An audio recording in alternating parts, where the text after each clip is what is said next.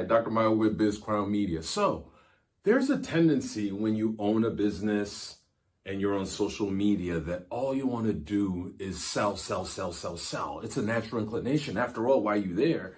And most of the times what you're thinking about when it comes to your business is to make more money. And that thinking can definitely affect your post strategy, because then you have a tendency just to post about sales, sales, sales, sales, sales, sales, sales, sales, sales, sales, sales. And as you can hear me, that gets a little redundant.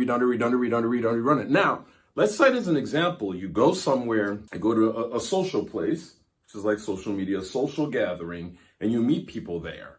Well, you might be open to people selling to you, but would you want that all the time? No, you want to interact, you want to learn from that person, you want to talk to people, you want to socialize. And then when something catches your attention that you need, so maybe something that you learn or something you've been looking for, and something or somebody catches your attention based on what they say, that could lead to a conversion, which then leads to sales. And so it's sort of like the same thinking when it comes to social media. So the idea is not to sell,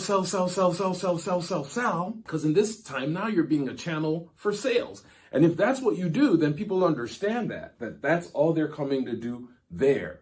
But that's why you have a website. Now, I'm not saying there's many social channels that it's all about products and all that stuff, but a lot of it has to do with engagement and interaction based on value that you're bringing out.